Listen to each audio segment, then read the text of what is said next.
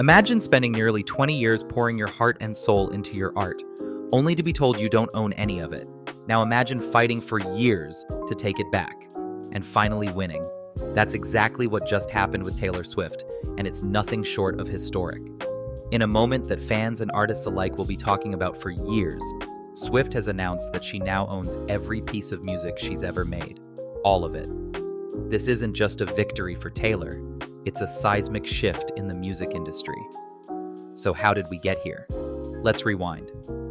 Back in 2019, Taylor Swift revealed a deeply personal and professional heartbreak. The masters to her first 6 albums, the original recordings, had been sold to music executive Scooter Braun when he acquired her former label, Big Machine Records. For Swift, this wasn't just a business deal. It felt like betrayal. She later described it as her worst-case scenario, citing years of what she called incessant manipulative bullying from Braun. Shortly after, Braun sold the masters to a private equity firm, Shamrock Capital, without her involvement, only adding to the pain. But Taylor Swift wasn't going to give up. Instead, she did something unprecedented.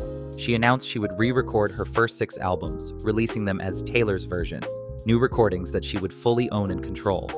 It was a bold move, risky even, but it paid off beyond anyone's expectations. In 2021, she released Fearless, Taylor's version, and Red, Taylor's version.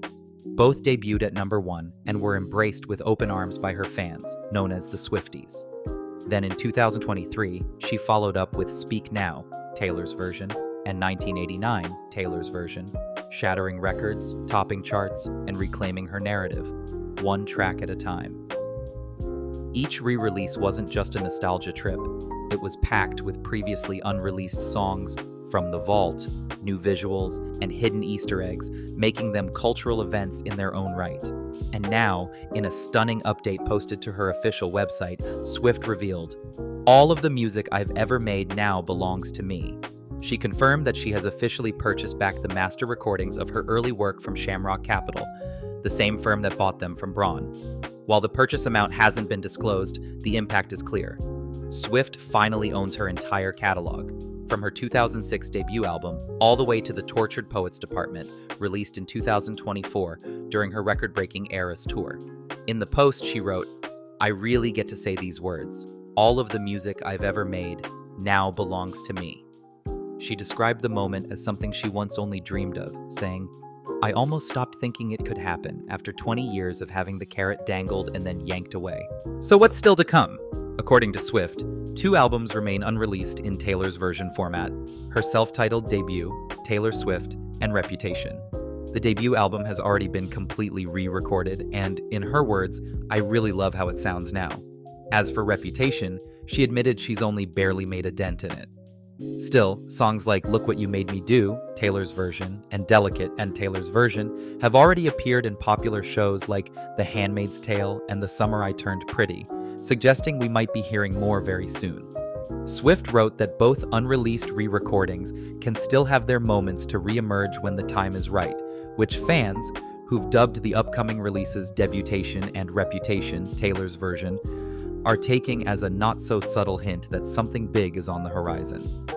And speaking of hints, after her announcement, IMAX randomly posted an image of a Taylor-style friendship bracelet. Fans are now buzzing about the possibility of a new concert film or documentary tied to the Eras tour, especially since Swift was seen filming her final tour dates with extra cameras. Coincidence? Swifties don't believe in those. This moment is more than just a personal win for Taylor Swift. It's a landmark in the conversation around artist rights. Her story has ignited a global dialogue about musicians owning their masters and being in control of how their art is used. For fans, it's a celebration. For artists, it's a blueprint. And for Swift, it's a full-circle victory nearly 20 years in the making. So, what do you think about Taylor Swift reclaiming her music? Do you believe other artists will follow her lead? And which Taylor's version are you most excited for next, debut or Reputation? Drop your thoughts in the comments below, and if you enjoyed this video, don't forget to like, subscribe, and hit that bell so you don't miss what's next. Because if we've learned anything, it's that Taylor Swift always has something up her sleeve.